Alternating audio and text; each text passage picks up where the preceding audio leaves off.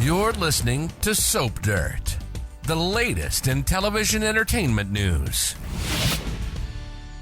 Hey, Young and the Restless fans, I've got your 2-week spoilers for December 16th through the 27th, all the way through Christmas week. Jordan is getting murderous, and Nick is frantic with fear. It's Belinda with Soap Dirt, and if you have not, please click subscribe.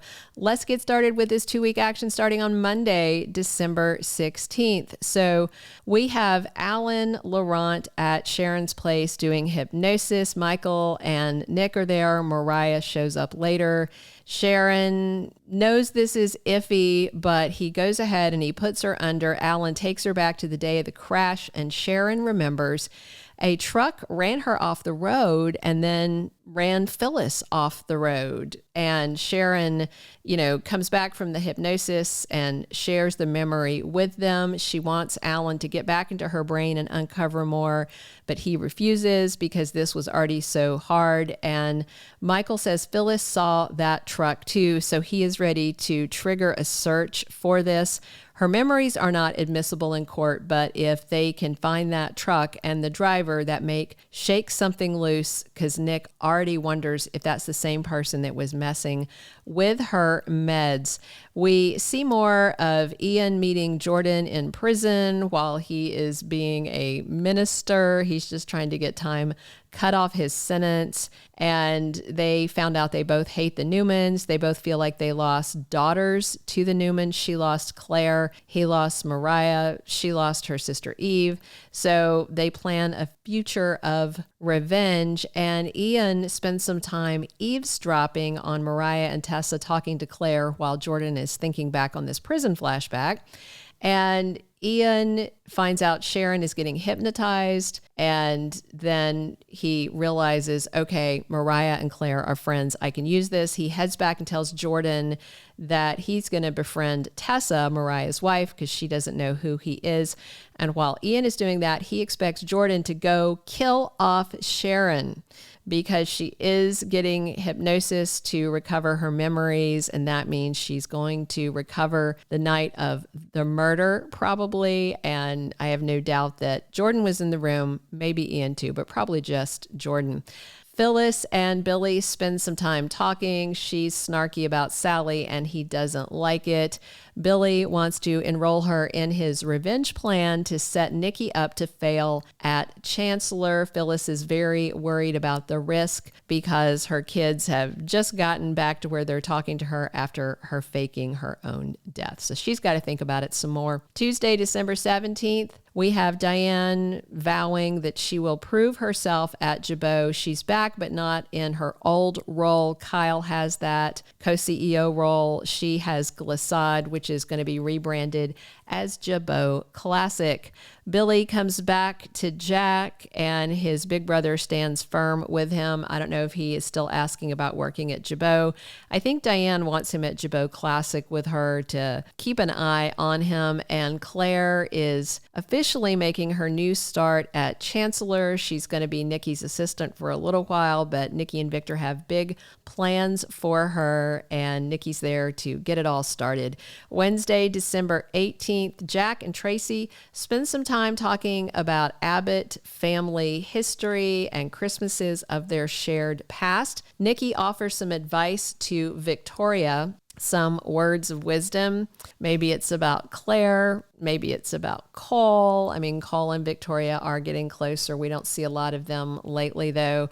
And Diane finds support from someone unlikely, an unlikely friend. So Phyllis would be the most unlikely friend that I could think of. Billy, maybe unlikely as well. Sometimes these spoilers are not honestly written that accurately, so I'm interested to see who it is, but I'm guessing Phyllis or Billy, maybe somebody else. Certainly not Nikki or Victor.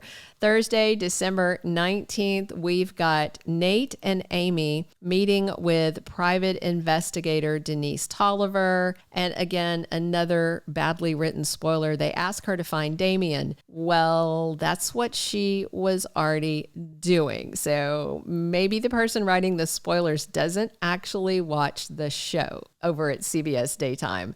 So anyway, more on the discussion. Denise is closing in on where Damian was. She was in LA looking for him and may know exactly where he is at this point. Sharon and Nick find out something shocking. So maybe she's back under hypnosis at this point, because we do have scenes of Vale Bloom this week as Heather Stevens. So that's why I think Sharon's going to go back under and taken back to the night that Heather died to get some answers. And Phyllis is still plotting her revenge, but she's pivoting. The question is it revenge on Victor? I think she's more focused on revenge on Sharon at this point, because she's worried Sharon is going to literally get away with murder, because Phyllis is still certain Sharon's the killer. Friday, December 20th, Daniel has to keep up appearances for Lucy. So I don't know if this is about Sharon. You know, Lucy is right where Phyllis is, where she just hates Sharon and wants her to go down, and Daniel's starting to see maybe there's more to it. Ian encourages Jordan to play dirty. He does want Sharon dead, and I don't think he's going to accept any excuses. Tessa falls into Ian's trap on Friday, and Nick is very worried that Sharon is at risk. Going into the week of December 23rd through the 27th, Christmas Eve is Tuesday, December 24th. Should have a new episode as usual, but Wednesday the 25th, Christmas Day, should be a preemption. Your cable guide, like mine, probably shows a new episode on Christmas Day, but CBS never airs those. And because it may be a last-minute preemption, you may want to double-check your DVR to make sure it picks up your episodes on Thursday and Friday, the 26th and the 27th. I always set a manual recording when they do this because I don't trust them, and that way I don't wake up or come in the afternoon on the DVR and go, oh, where's my episode? So Sharon is finally seeing the week of December 23rd that she did not do the bad thing she thought she did. That follow-up hypnosis session should clue her in. She didn't kill Heather, although she was there when it happened. Jordan is busy plotting Sharon's murder to carry out Ian's orders while he is supposed to be targeting Claire and Mariah both. But Jordan worries that Ian is more focused on his own revenge than what he promised to her. Tessa has no idea the charming man she meets is Ian Ward, the guy who bought her wife as a baby and then married Mariah later. But given all the shady things in Tessa's past, you think she could smell a rat when she sees one. Nick is increasingly worried for Sharon, and his faith in her is paying off. She didn't do this murder thing, even though the frame job and the body dump are still on the table. We all saw her do those things on screen, so she was not blacked out. Now, she was under the influence of PCP, though. As others align behind Sharon, we'll see Phyllis continue to spiral with rage. I think part of it is their longtime rivalry, and part is her wanting to see Sharon brought down to make herself look better by comparison. But again, you know, Daniel was still framed by Sharon, so that is an ongoing issue for Phyllis, even if the murder's off the table. Billy is not going to let the holidays dissuade him from wanting to be the Grinch in Victor's life, with his eye on taking down Nikki. I'm not even sure at this point that Billy cares if he destroys Chancellor in the process, because he's so mad with his mom Jill for turning on him, and she sold it, so it actually wouldn't hurt her. And Nate's private eye reports progress as she's trying to get Damian to talk to Nate and agree to come to town. And we do know that the actor has been cast, and he debuts in early January 2025. Thank you for being a loyal listener. Follow us wherever you get your podcast, because you don't want to miss the next episode. Soap Dirt is on all the major podcast platforms, including Apple Podcast, Spotify, iHeartRadio, and more.